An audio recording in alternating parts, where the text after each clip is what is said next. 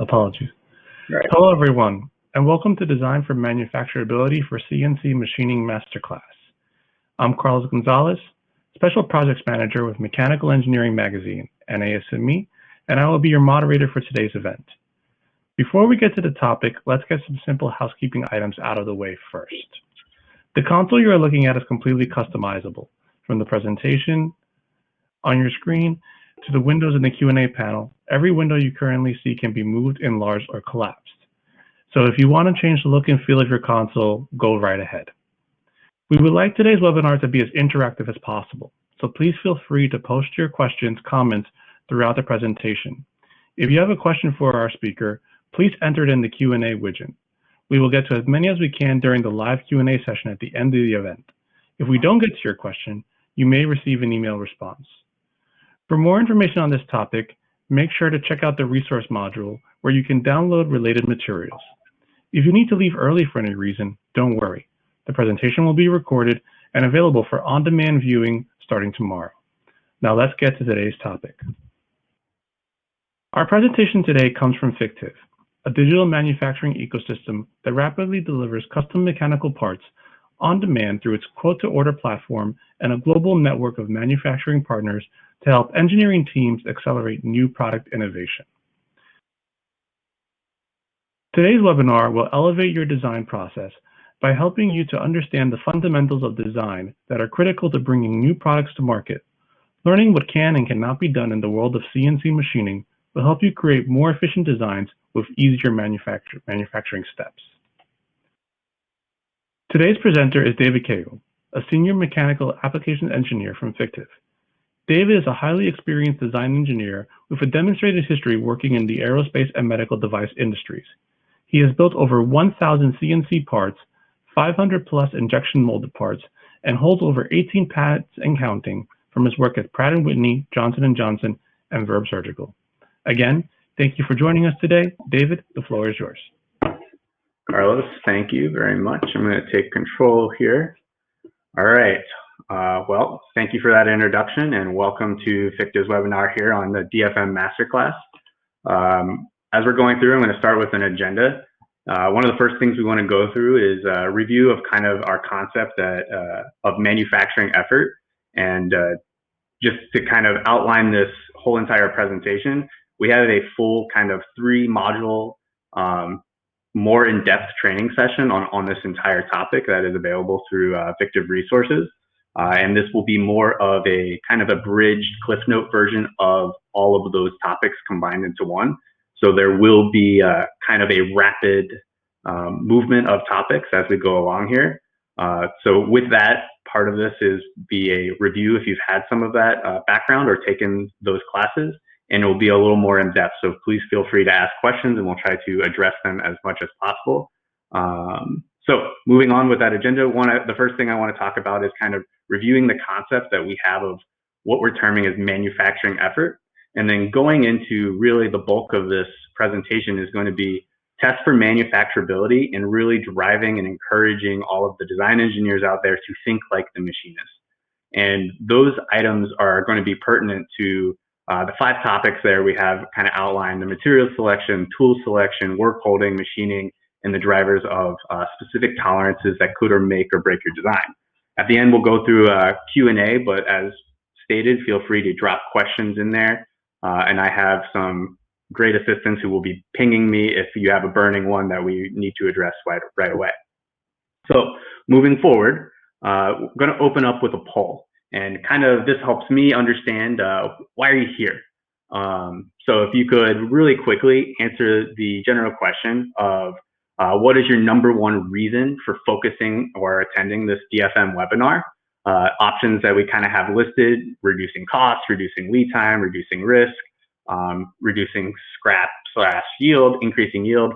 Understand that all of these may be intertwined and related, but if you could give me a quick heads up, I'll look at those results here and try to make a data-driven decision on how what different topics or different items I choose to bring up as we continue our conversation. Moving forward in 3, 2, 1, I'm going to review the results. Okay, so we're all over the place. looks like the number one item will be reduced cost, also reduce lead time and reduce risk. Kind of in the order that I would expect. So great, glad we're on the same page, and we'll move that page to the next slide. So next level of understanding what we're talking about when I want to bring up the concept of least effort. For us here at Fictiv, where we help make your parts as you've designed and kind of put in the nuggets of the design intent, we're looking at this as a measure of time, care, and challenge to manufacture the design that you've created. And diving deeper into that, we came up kind of with this graphic here to show that at the very center of this circle is our origin, and that the key parameters that drive manufacturing effort are listed in this graphic as geometry, tolerance, look and feel, material, and part size. And the point of this whole graphic is that you want to be as close to the origin as possible. As the design requirements increase, the manufacturing effort is going to increase, and as it crosses this theoretical line, how we have as the unmanufacturable manufacturable zone, things become harder. And it's not that it can't be done, but it may impact the direct items that you're trying to mitigate, whether it's lower the cost, increase yield, reduce lead time, etc. So all of these parameters are going to be involved in the ability to make your part as you specified. So when we're looking at these different regions, obviously, as we stated, the closer you are towards the center of this circle, the easier it's going to be. As you move outwards with any of these 5 input parameters that drive the complexity of your project, each one has different inputs and different factors to it to drive from least effort, incremental, and maximum effort. Once again, as you go more radially outwards, things become difficult and more difficult, and it's not necessarily all 5 at once. One single feature could potentially make your part extremely hard to do. You could have a look and feel cosmetic spec that really makes this part difficult to make. And taking the time here to kind of explain this as we go through deeper dive on each one of these topics, please remember this graphic and kind of understand and think about where you, the design engineer, are making decisions that drive these different axes of difficulty. And then once again, I don't hear you guys, so it's not like my Zoom calls where I get a little bit of feedback. So I'll be looking at the chat as I can and answering any questions how you go. So moving first, one of the first topics we want to talk about is material selection. Material selection is obviously very important to the success of your designs, but also can drastically impact your ability to get parts quickly or get them to the different specifications that you want. And so with your material selection, there are a lot of properties that drive the ability for parts to be manufactured. This is not an exhaustive list, but there is the 3 main ones that we wanted to focus on is that your material really helps drive dimensional stability, the stiffness of your part and the design of your part and the system, also drives how manufacturable your part is and what tolerance can be achieved, and also things like hardness. Hardness of the material can also impact the longevity of your tooling and the ability for you to hit desired specifications. When you think about tight tolerance as that example, examples of this would be materials with low coefficient of thermal expansion. Those things can cause local heat up. And as we know, or I believe we know, if you think back into kind of even all the way back to your Bill Nye the Science Guy days of like things that heat up expand. That means your tool will get slightly larger, and as will your workpiece. As you look forward to with that residual heat kind of build up, you can also cause residual stress deformation when you're removing a lot of material from a stock piece. Also looking forward, when I talk of stiffness, this is not only of the entire machining chain, but it also can be how you've designed the part. Machining plastic clips, as an example, are incredibly hard because you end up with a piece of plastic that's cantilevered out, and now you're trying to apply forces and loads to it. The last one kind of on hardness, our order of operations can become very important and specific to the success and make or break of your design? Is it possible to do things such as harden your material after it's been machined? Things like that can help drive down the cost, drive down the lead time, and improve the throughput and stability of the design that you've created. So one of the things that cause you to move from a least effort to a different effort zone are non-standard materials. When I say non-standard, to me, those kind of be like, can I find it on McMaster-Carr? If you can find it on McMaster-Carr, slam dunk, you are working with a very standard material. If you're having trouble finding it on McMaster-Carr, so is everybody else. And it may be a very specific item for your industry. And that sometimes, like when I think of companies that do more with like carbon fiber, or they do things with specialized hypo tubes, et cetera, those things might be common for you, but they may not be common for the industry at whole. And those things can require longer lead times.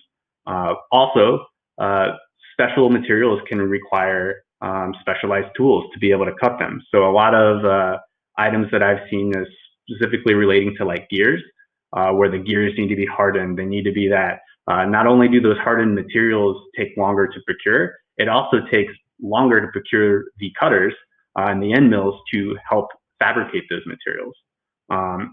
And then as you get more specific, just like you, the design engineer, are designing a part for a specific set of audiences, the stock material is also being designed for those audiences. So there may be a lot of very limited size and geometry options available to you. So be very sure that when you're wanting to go for a non-standard material, that it's in the best interest of your design and the risks that you're trying to take on, because there are a lot of consequences or baggage that kind of really comes along with going with non-standard material.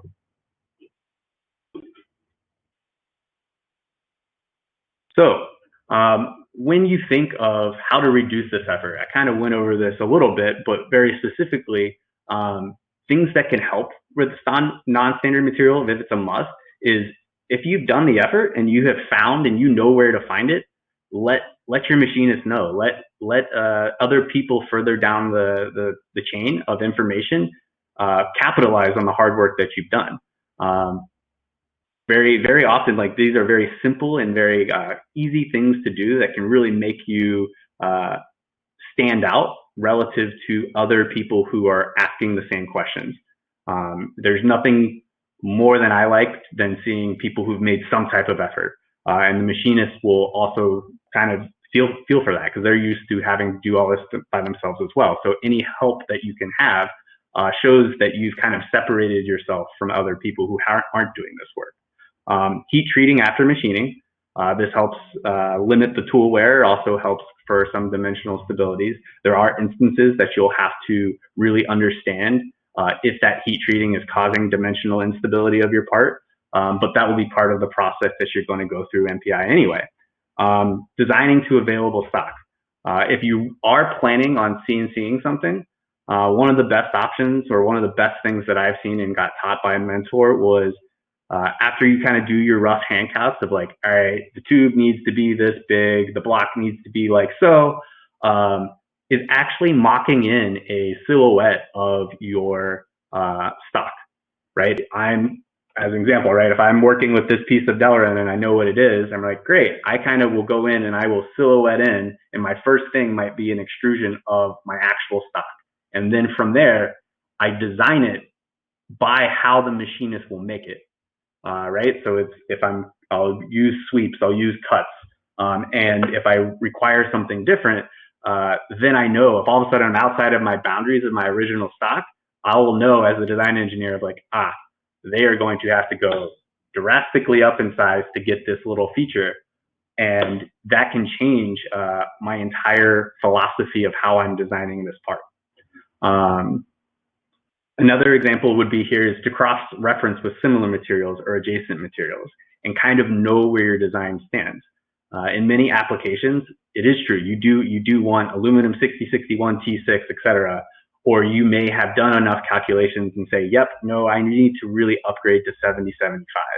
And knowing where you are on your factors of safety and boundary conditions may enable you as the design engineer to make on-the-fly calls later when lead times are longer, to be like, you know what, 7075 is the dream and that's what I want, but for this portion of my MPI process, I am going to go with 6061 and know that I'm carrying on this risk of reduced material strength. So there's tons of examples there where when you're designing and you pick a material and you pick different options, that you kind of know where your upgrade is and you know where your downgrades are.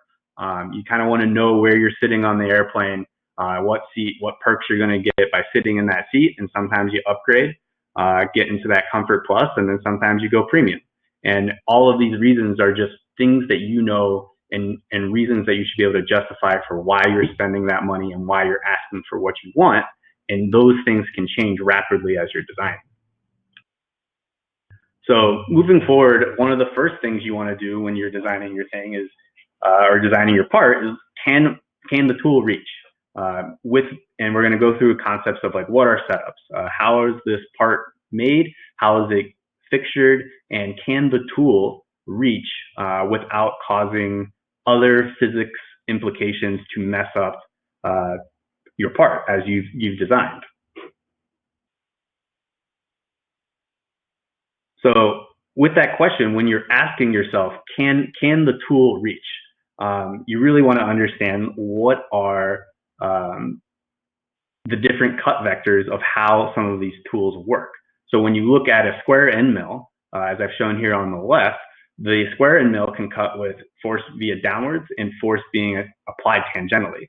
The ball end mill, on the other hand, it can do the tangential along the shaft length, but it can also apply force in the normal direction of the ball. So at the very end of that, right, at the ball end mill, like it says, with a, you can tell that that was cleverly named by an engineer, by the just ball on the end of a stick kind of concept. But those are some of the options for you to be able to do more complex and contoured surfaces. Sorry, I'm going to take a quick second here, see if I have any questions to address.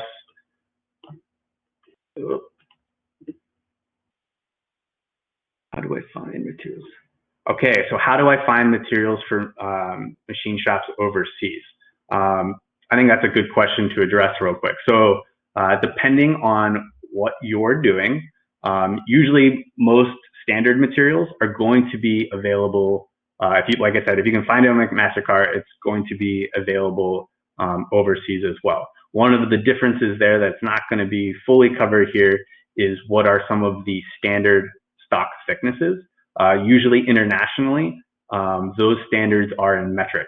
So specifically, you usually, at least the way I've been bit by this, happens to be by sheet metal parts, where all of the standard stocks are actually metric. Excuse me, whereas in domestically they may be in, or they're usually in English. And those over time, especially with your tolerance stackups, et cetera, can actually cause a big difference. So understanding and talking with your procurement manager of how the team is long-term going to be sourcing these can actually impact how you should design things from the get-go. Moving forward, so as you are questioning yourself of, hey, can I reach this? Can I cut this? It's really important to understand where what the angles are and what each of the tools can do. So as you see here, a square end mill could easily cut the yellow surface if it was oriented correctly. To be able to cut the pink surface or the oblique surface, the entire, depending on what type of machine you were using, either you have to rearrange the workpiece and hold it differently to put it in a perpendicular for the square end mill, or you would need to use a ball end mill and change the passes as you do it. You would be roughing out the pink surface, and then you would come through with different passes to obtain the finish that you want there. But if you were to zoom way in, you kind of end up with a kind of stair-step approach, because that is how the machine operates. And so when you are thinking about these and you're trying to reduce cost and lead time, reducing the number of setups and reducing the number of tool changes always will decrease the price, right? Time is money, money is time. So as you're, like I said, as you're thinking about, can my tools reach, how do I approach, how would I cut this, and knowing what the different angles and axes that are available to you will help doing this. So back to can I reach, there's also specific contours and cuts and shapes that can impact how you reach this, or can you reach this, or can this feature be made. So what I quickly want to go over, sorry, I don't know, sorry, I saw that, I don't know why it stopped sharing. Back to sharing. So hopefully people could see, why is that not doing that? Push the audience, there we go. Apologize if you could not see this picture in the presentation. Not sure how it happened, but looks like I have control again. Okay, so what are the tools that need to be commonly available? So I will first want to go over kind of just a rough list of tools that should be readily available by any CNC shop. And now I'm seeing that there is no sound. It looks like my sound is reverberating back to me. It says I'm here. Anybody give me a thumbs up, thumbs down if they're able to hear me? Hi, David. I think you're sounding fine. That individual might have a problem with their setup. Okay, great. All right, we have live sound. All right, apologize for the individual who can't hear me for right now, but this will be recorded and you can play it back at your whim later. Some of the common tools. All of these tools are going to be readily available in a machine shop, and they are used for different things, right? You have a face mill starting on the left, going to the right. We have a face mill, sometimes called shell. We have a square end mill. We have a bull nose end mill, ball nose, chamfer, key setter, tap, and a slitting saw. And all of these things are able to cut slightly differently, as we showed in the previous kind of vector cut diagram. I would consider these core, their core arsenal of everything that's should be in a machine shop, and the list can grow drastically. But this also goes back to, just like you can have custom materials or materials that are specific to your application, you can also develop over time custom cutters to help with these things. Those type of things should not be made without some type of conversation and thought, because committing to a custom tool automatically puts your project timeline at risk unless you start finding and setting up machine shops to have this custom tool on hand or at multiple locations. So always think about those things and have a very good engineering defined reason for why you're going to do that.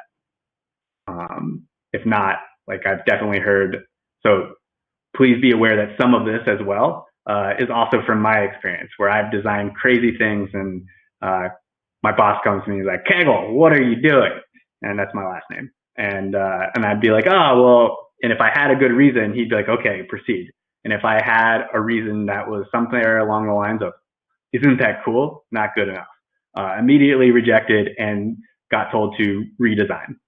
So think about these things, especially when you're under tight timelines, because little details like this can really propel your design forward. So back to all of those tools, there's feature resolution. Can the tools available make the feature that you want? And there are a lot of details and nuances that go into this, and we're going to touch on a couple of them here quickly.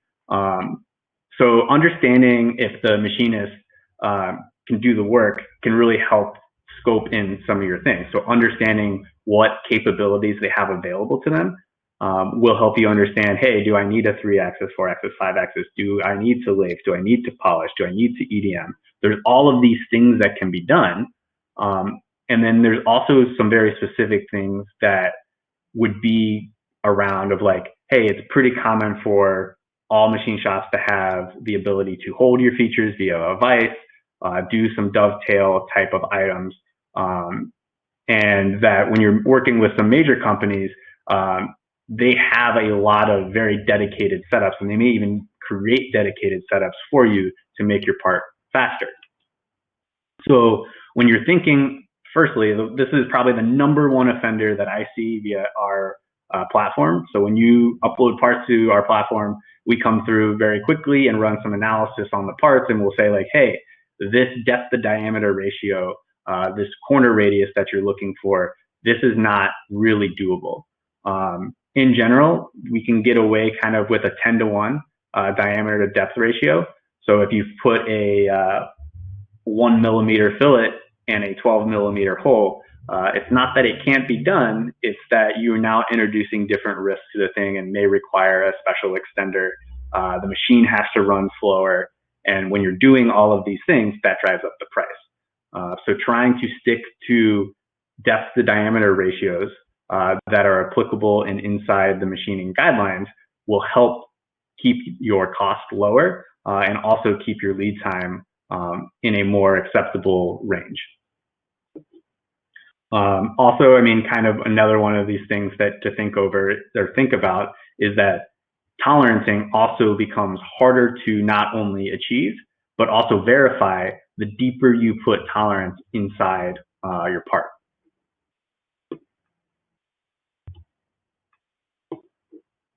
Okay, so back to effort drivers. What are some effort drivers for non-standard tools?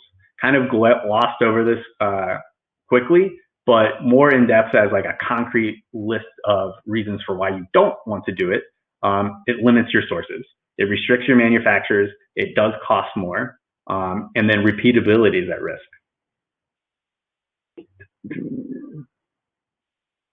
I see a question that says, to help determine reach, are there general guidelines for stick out versus diameter? So yes, I kind of roughly mentioned that. In general, for CNC operations, I stick with like a 10-to-1.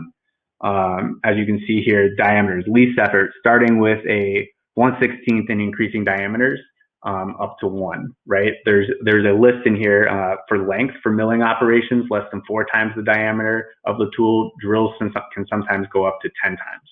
So these things, this kind of chart here shows you examples of what are these different ratios. For EDM, as an example, you can actually sometimes go up to 20-to-1 on diameter to depth ratios. So I'm not going to ad nauseum read you this entire chart, but there are different items here as they're kind of driven out of what is least effort, incremental effort, and max effort. It's not that it can't be done, it's just a matter of time and money.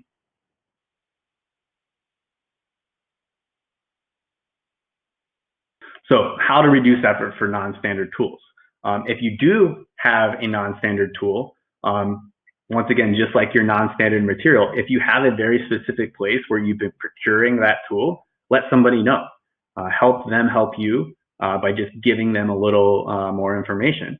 And when you think about the cost that is implicated, that cost of that tool is going to be amortized over the number of parts you make.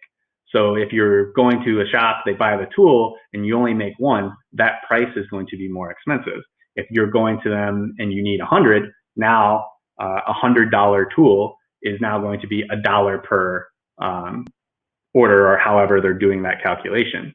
And then lastly, if you're unhappy with doing either of the other things, one of the options is to redesign the part such that it doesn't need to implicate or need to utilize that redesign tool.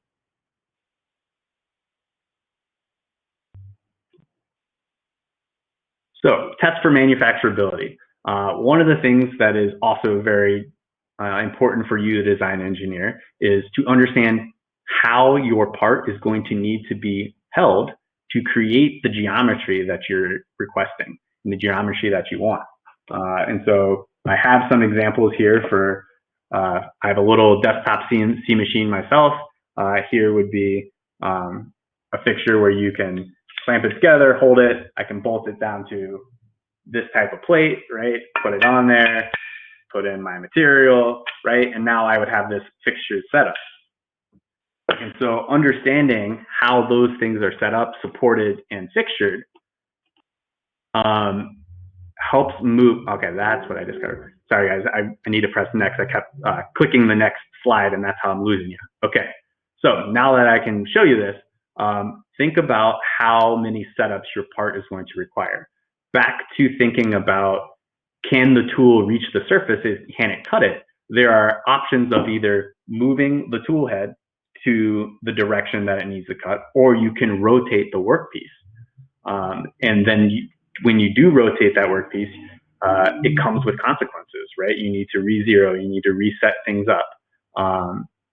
And so some of the ways for this are some of the ways to reduce this effort is to accept the stock thickness, minimize the number of blind features, and then group as many features on a common surface as possible.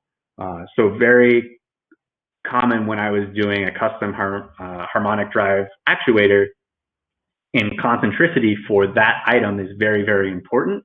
It was moving as many of the concentric features to be cut from face one, as an example, as possible. Doing that meant that all of those features would be cut in the same setup, reducing the variability that the machinist could introduce into the system by just changing the orientation of the part. So that, I'll repeat that once again.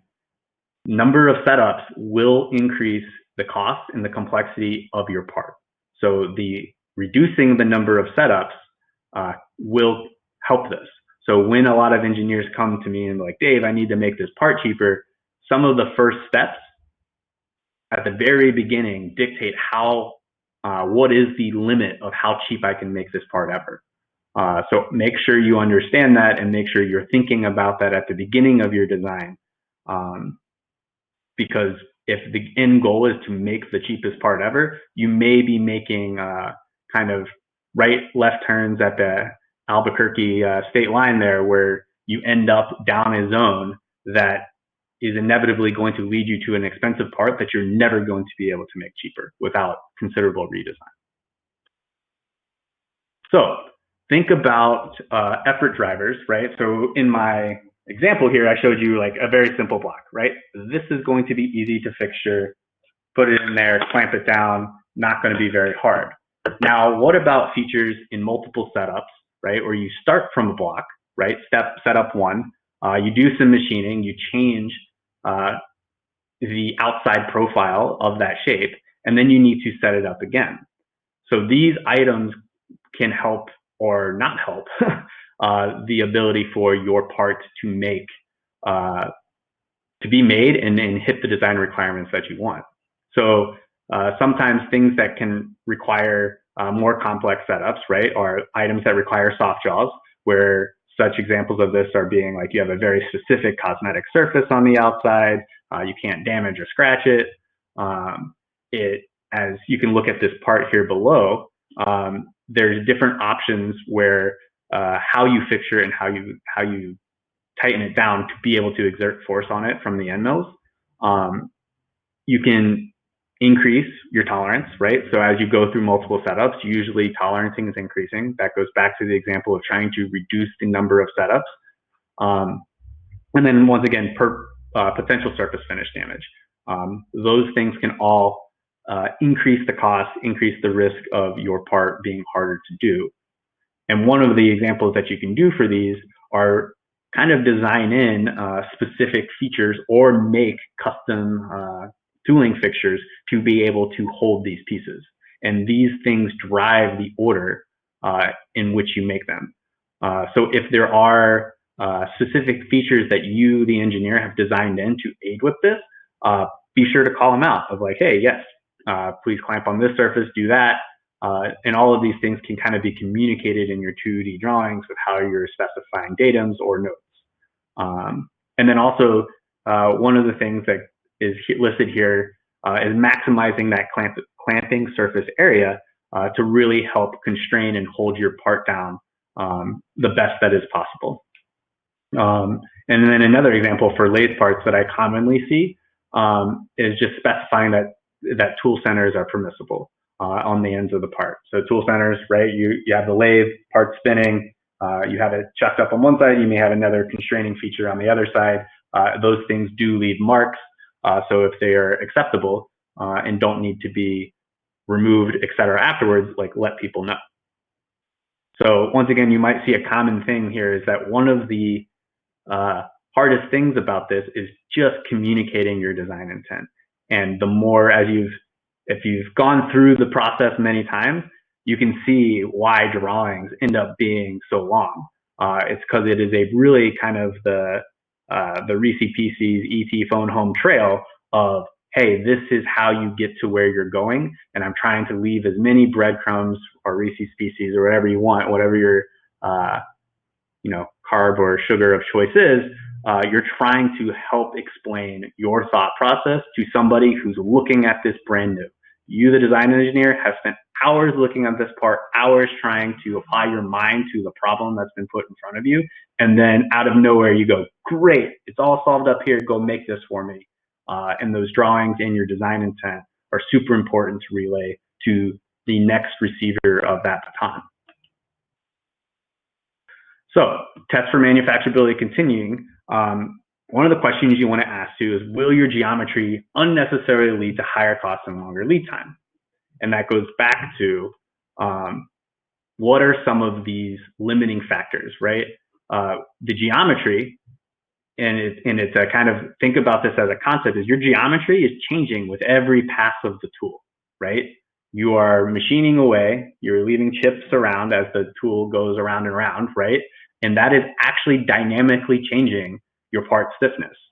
And so one of those things when you think of part stiffness is you kind of want to reduce the amount of times that you're designing and or creating diving board-esque features. And diving board-esque features, as we've defined here, is anything over a ratio of greater than 5. So look here, as we've shown, is like if you're cantilevering that out and you're trying to apply a load, right? This is back to Newton, right? For every, so you've got to have an equal and opposite reactionary force for things to go as well. And if that reactionary load is not able to be obtained, you actually start inducing vibration. And that is a machinist, that's their nemesis, right? So that's why you end up, like, if you look at those machines are huge, right? Somebody can correct me if I'm wrong, but your stiffness is proportional to the square root of K over M, something like that. So they're all tied together. And that's, as you can see, that's why the machines are so huge, because it really helps dampen some of those items. And then as you go into it, if you're taking a block and you're trying, so another thing I see often is people trying to fake it. They know the part's going to be injection molding or be a casting or be some type of stamping, but because of the speed you can get with CNC, we as the design engineer try to shortcut the process and try to CNC examples to give us that feel-good feeling. When you do that, right, this goes back to, this is way far back. This back to like your material science class, right, where you have this goes down to the chemical layer, your chemistry part, right? BCC, body center cubic, face center cubic, and how all of the materials go with each other. There we go. Frequencies, square root. Yes, there you go. Thank you. Somebody, I was, like I said, doing it live, trying to remember some equations that I haven't used in a bit. So back to the chemistry layer is like, as you're removing those material, the residual stress of the material and how the material is attracted to itself can cause the whole part to warp. And then the final one too is tool walk-off risk, right?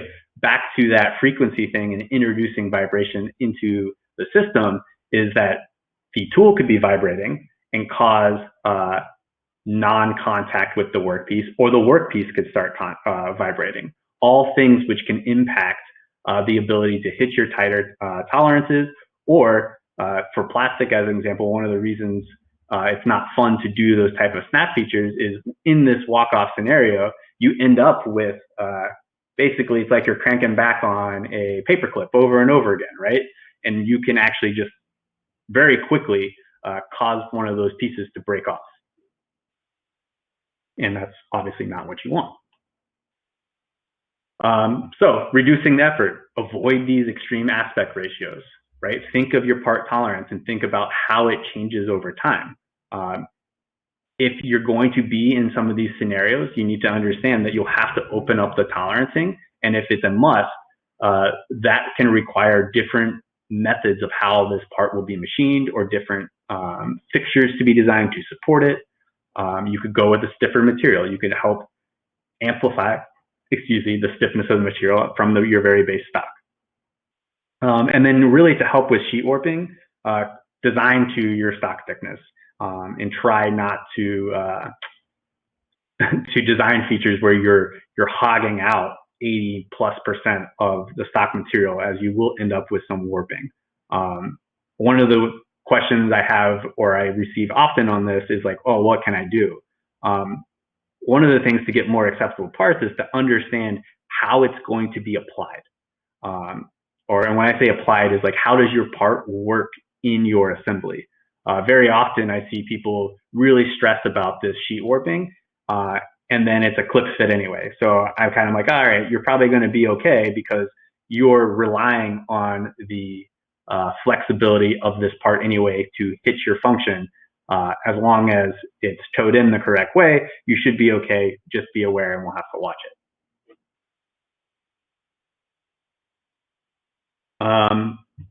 So back to this, also reducing effort for high tool reach areas and tool diameter ratio. Try to reduce the depth of that cut. Increase the diameter of your quarter radius, and then obviously making sure that you're picking standard tooling. As an example, if you can find it on MSC Direct, McMaster-Carr, some of those main tooling websites, then it should be fairly easy for your machinist to obtain and use those tools as well. So I'm going to take a quick gander here at the questions. Carlos or anybody, any questions that you've seen that got that one? Help determine reach or other general guidelines. Yes, we reached that. We talked about that one. How do I understand materials for overseas machine shops? I addressed that. Machinist and material, mechanical, physical, and chemical properties in addition to availability. Oh, that is a loaded question. That one we'll have to follow up with. Actually, we'll get to as we move further along. Okay. Drivers of tolerance. Is the target tolerance feasible with the current design? So this is a very complex kind of subject that we're going to go over quickly. So bear with me as I try to condense a lot of your fundamental engineering items that you went through in class into a hopefully digestible next 3 to 5 slides that can really highlight where the difficulties come from. So as I kind of stated and alluded to before, and as we mentioned kind of in the group chat, you can't really talk about tolerance without talking about stiffness. And what's important to understand is that stiffness is not just your part. It is the entire system. It is the workpiece. It's how it's being held.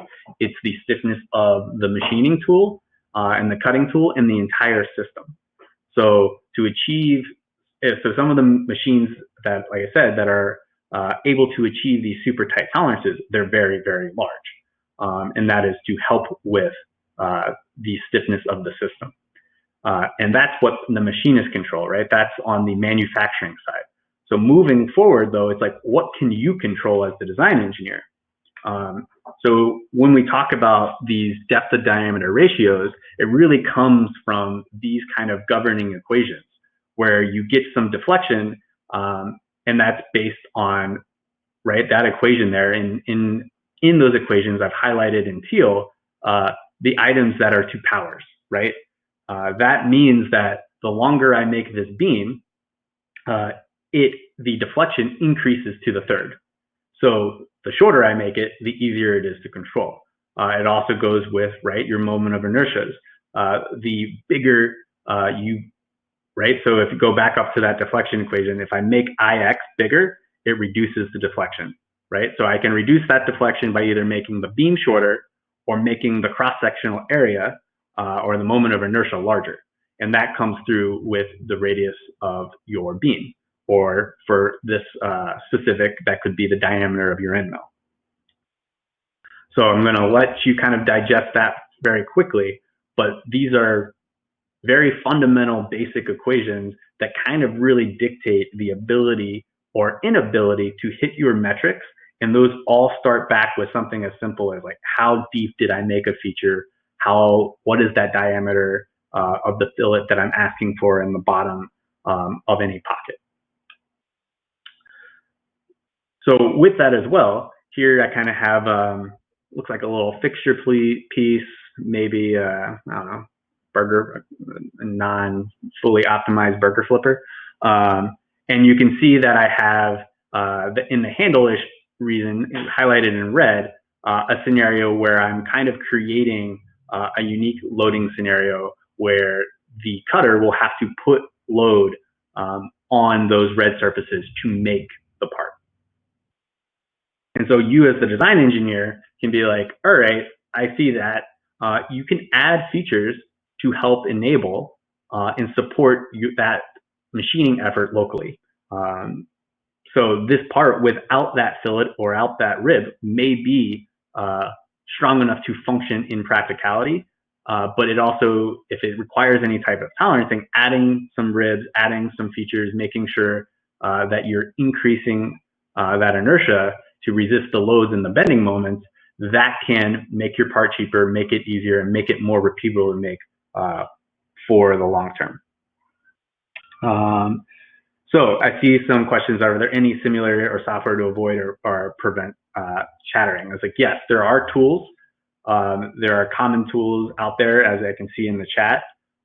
Me, the design engineer, I try to do stuff like this where I follow best practices, I add the ribs, and then I ask the question, right? I could spend a lot of time trying to figure out that and dial it in.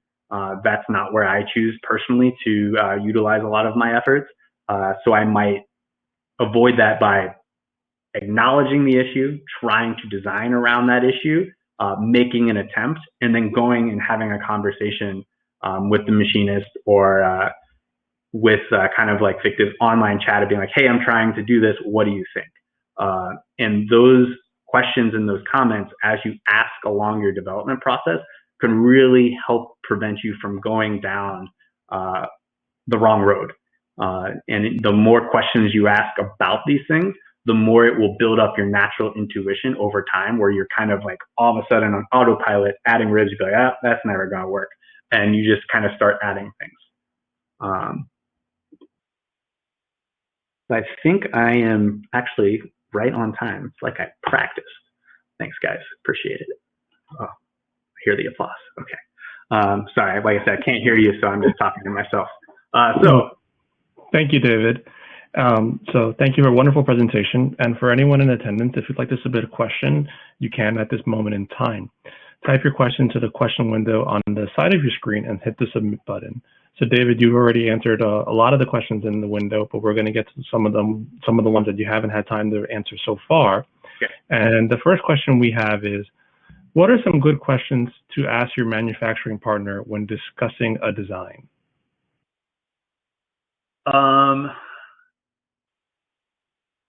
So one of the questions would be, man, there's a lot there. So that's like a very generic question. The first question would be to ask yourself is, do you believe it requires any specialized equipment or specialized processes to do? So this goes back to like, as you go back to the items that drive the complexity or instability or complexity of your part, understanding, okay, sorry, got a pop up, is understanding what tools are in their arsenal. That can be something as simple as, what type of CNC machines do you have? Do you have other items, lathes? Do you have the ability to do polish, laping, etc.? Because those things can help framework what you give them. And then also, when you're asking for challenging things, what are the tools they have available to them to help you achieve an out, right? At the end of the day, it's both sides are trying to get a part they want, and one side is trying to make the part you want. So understanding what's kind of in the Swiss Army knife for them to be able to achieve those are important for you to understand, because it can change your approach for how you want to or not make the part. Thank you. Our next question is, How do you balance DFM with industrial design? So I'm going to offend some industrial design engineers, but I'm a mechanical engineer. So my job, first and foremost, is to make sure that it works. So it's very important, as if you're the design engineer and you're working with your industrial design engineer, to try to explain what prototypes are and are not going to do. Very often I see design engineers implementing some of their ID requirements too early, and that's actually causing the whole process to be a lot more expensive. And so making sure that you understand what the prototype is going to be used for and what it's not going to be used for can help really garner that in and put a bounding box on it. Because not every prototype has to be the best looking one.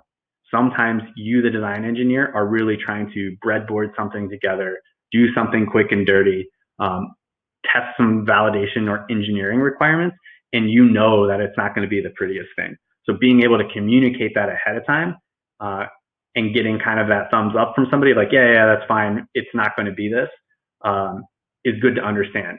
For me personally, I've had examples where I was making, right back when I was making medical robotics, we had a very nice ID contour shape for the robot. Those are good, and those are important to kind of rein in us mechanical engineers who want everything to be blocky and easy and strong and stiff and, you know, made of unobtainium, that kind of stuff. But I didn't need to make the barrel contoured outside shape for every single prototype that I was making. So for early on, I actually got rid of the ID shapes and everything was just nice and blocky. I was only worried about the fits and making sure that I had really dialed in my bearing fits and the concentricities of those. So that way I wasn't spending a bunch of 5-axis money to make this nice contour for something that really was only for that initial, like, ooh, that looks nice feeling. There were other things in the design that were far more risky that I needed to make sure that I was clearing up first. Next question. We have a very interesting question here about GD&T on a drawing. So GD&T on a drawing expresses a specific area of intent, but the question wants to know, is there any thoughts about intentionally modeling or simulating tolerance into the model? So this is a very interesting topic, and I personally like to model things as I have anticipated them designed. So if I'm designing an interference fit, I design the peg to be in the hole to actually have an interference. It makes modeling harder on your initial concept, right? It's usually a lot easier to just make the hole 5, the shaft 5, and move on. But like I said, so for me, I personally like modeling it in, and because the way, if you model it to that nominal that you want, it's just a matter of risk, right? The machine shop, if you're doing a +0, minus whatever, specific in your GD&T print, those type of fits they can be missed. It happens. The more times you put other people into the loop, the more errors that are going to occur. So if you're talking about modeling from that specification, to me, those are the best ways of doing it. But that is also part of the advent of 3D printing. Before, all the other method used to be that way. But as 3D printing has gone, 3D printing doesn't do +0, minus whatever, right? It does nominal and it does plus or minus every time. And so modeling that way for 3D printing can also be advantageous as you move into CNC because things are set to the middle of those boundaries. As far as like this GD&T added to print, so when I think of GD&T, I think of more of like, what are my datums? What am I referencing to? Those are important because it can help say like, hey, I want this feature, I want this edge to this center hole, this, that can be misinterpreted in many different ways. And when you're doing your tolerance stack-ups and you're doing all of those things, fundamentally, all of those dimensions should come back to a datum, or you're going to have to add other dimensions even within your own part. and that can increase the tolerancing necessary to make your part achievable. Our next question asks, is it wise to follow the IT tolerance grade for certain processes, such as milling, turning, etc., when you are preparing a drawing?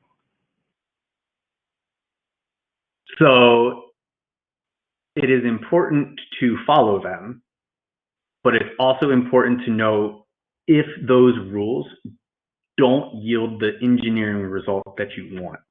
And so right when you think about time, money, complexity, if you're able to hit kind of like the 2768 medium standard tolerances, et cetera, like those are pretty slam dunk for a machine shop to hit.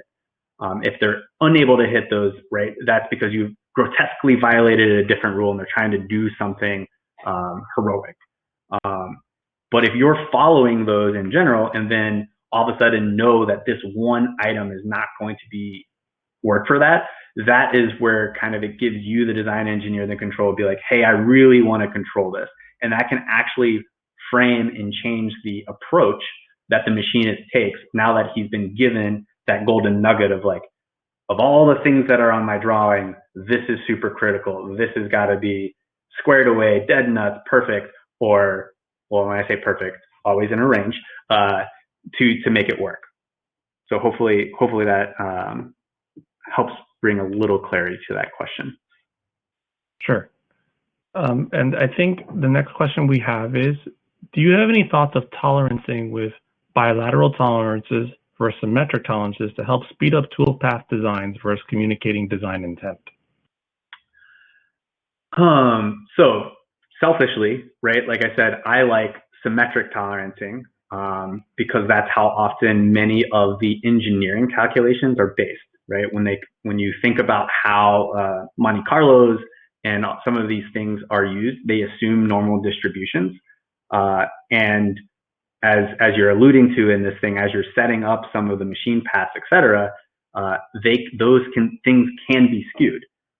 So engineering-wise, selfishly, like I said, I like them to be symmetric so I can take advantage of those normal calculations and not have to manipulate my statistics into a different manner. But from the machine shop, right, think about when you're doing holes and shafts and et cetera, things like that, of like, those are, the reason those are generally one-sided is how the tool wears, right? So if I start with let's just go a 5 millimeter M5 hole, right? That hole, based on that drill or the end mill, is only going to get bigger, right? The shaft starts at 5, and over time, that shaft decreases in size as it wears away. So that means the hole is at one point going to be, when the tool is new, the biggest, and as it wears away, it becomes less.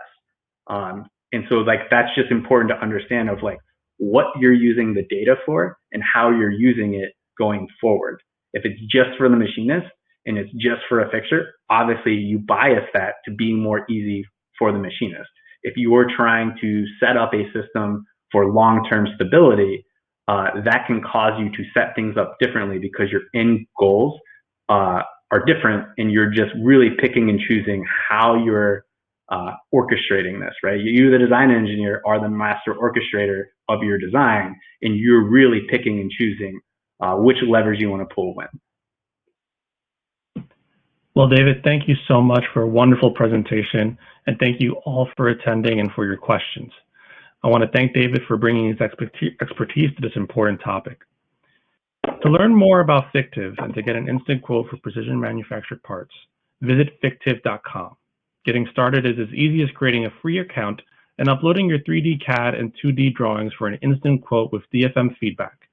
Fictiv has manufactured over 12 million parts for startups and enterprises alike, specializing in precision tight tolerance machine parts for robotics, medical devices, aerospace, and automotive industries. If you've missed any part of this presentation or if your question wasn't answered, you may receive an email shortly with a follow-up response, and the archive will be available for you to view later on. Refer someone to it or access the related materials. Again, thank you to David and Fictiv for a wonderful presentation, and thank you all for attending. Everyone, have a great afternoon. Thanks, guys. Have a good one. Bye.